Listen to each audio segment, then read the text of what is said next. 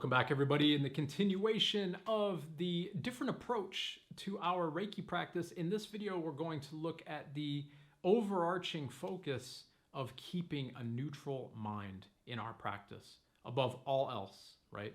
So that means when you're with a client, when you're working on yourself, always work to keep the mind neutral. Now, I went at depth and at length on this topic in the previous videos on spiritual narcissism and spiritual egotism. That's all about the fogginess of a busy mind, right? So what does it mean then, and why should we keep our mind neutral? If we keep our mind neutral, then we simply move with the energy of all things, right? In last week's video, it was this progression of the learner's journey. As we go through that learner's journey, we can move with it quickly and most effectively if our mind is neutral, if we simply flow through. We have to recognize the moments of attachment. We have to recognize the moments when we start to throw anchors down and become attached to our story or our belief, right? So if we can keep a neutral mind in our practice, then we can get away from these ideas, right? We can get away from these anchors that are maybe trying to slow us down in our own journey. And for me, another avenue or space to really try to work on neutrality in the mind in particular is, of course, when we're working with a client, okay?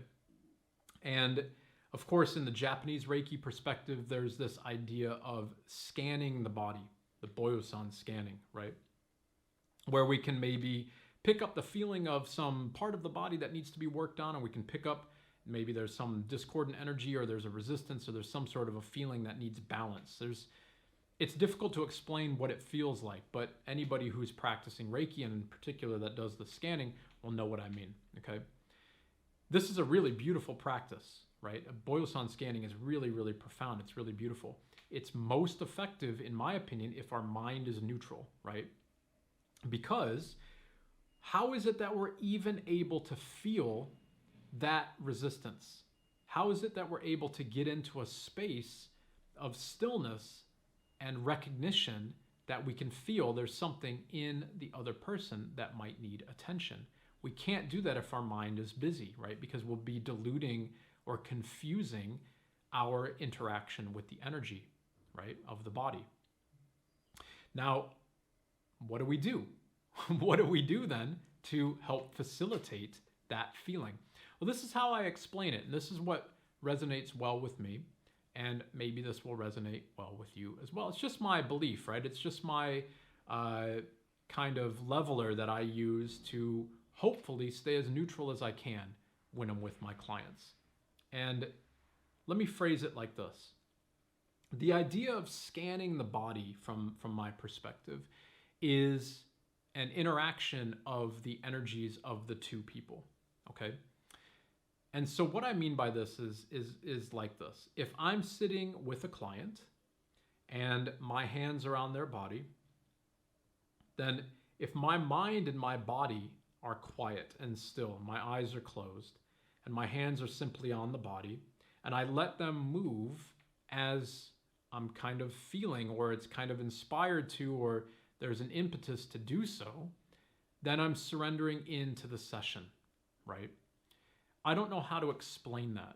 I don't know how to explain the feeling. The only way that I can talk about how I feel is as if I'm almost like a marionette puppet and my hands move, okay? So what's happening here? Well, the way that I try to describe this logically, which is impossible, I first fully admit that it's impossible to do it, but my best shot so far, if you've got a better one, let me know in the comments below. My best attempt at explaining this logically so far is like this. If I'm in that space where my mind is neutral and quiet and I'm kind of like a marionette puppet, and also if the client on the table is in that space as well, if their body is relaxed and their mind is quiet, then what are we? Well, Bruce has softened. This idea of myself has softened. The idea of the client has softened.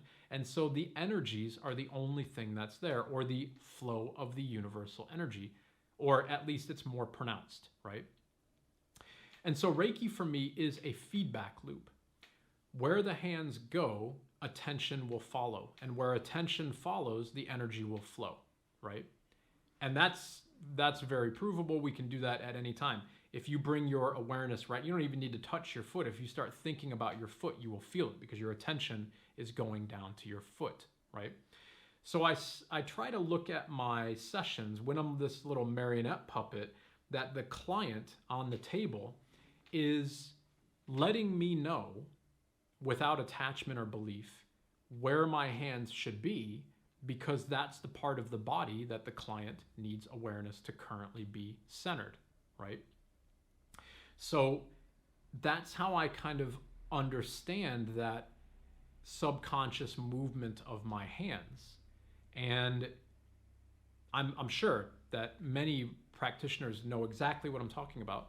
When we move our hands and then the client's like, how did you know? That's exactly where I wanted your hands to be, or I had this feeling that we needed to be there, or whatever it might be. That's the exchange of energy taking place, right? It's kind of like the subconscious of me and the subconscious or the spirit of the other person are communicating, and our bodies are just kind of holding space as puppets, as it were, right? We can't do that if our minds are busy. So even in the space of moving the hands and being on the body or scanning for the boson, if we start to get an awareness of channeling our voices or whatever it might be, that's going to start to bring us out of the flow and into attachment and away from a neutral mind, right? Let those things happen, but just be guided. So if there's a voice, if voices resonate with you, right, then move your hands as the voice is telling you, but keep the mind neutral. Just do whatever it says. Bring the hands to where they're meant to go and let them be. So we can put Reiki aside for the moment and even look at our meditation practice. Now, if you're sitting in Zazen or you're doing a guided meditation and you start to get voices or images or feelings through the body or whatever it may be, simply allowing those things to happen will be the purest way that you can experience the practice, right? As soon as we interpret, we attach. I say it all the time in these videos because I think we need to hear it all the time because it happens all the time, right? So for me, when I'm in that session or in my meditation and the awareness comes up and I attach to it, the practice is back to neutrality. Go back to being neutral, back to having an empty mind, a neutral mind. When I'm working with my clients in a Reiki setting, in a Reiki session, right? And attachment or belief or story or feeling or interpretation come up, back to being neutral.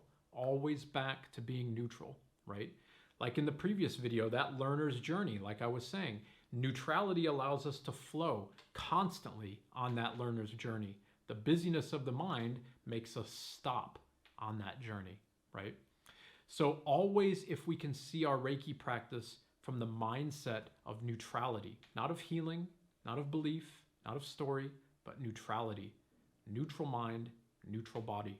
If we can do that, then we start to see maybe a new level or a new depth to our own practice. And in particular, and this is what I love the most, we start to recognize that Reiki is actually very easy, right? It's very easy. We simply always practice surrendering. Reiki is a byproduct of surrendering in many ways, indeed, isn't it? Right? It's a byproduct of letting go. Healing is a byproduct of letting go. So if we can keep that as our mindset, neutral, keep your practice neutral. Any practice, keep it neutral, right? Keep that mindset, and I think our practices can take off that much quicker. Thank you so much, everybody, for the support of the channel. I really do appreciate it. As always, be well and Ingasha to all.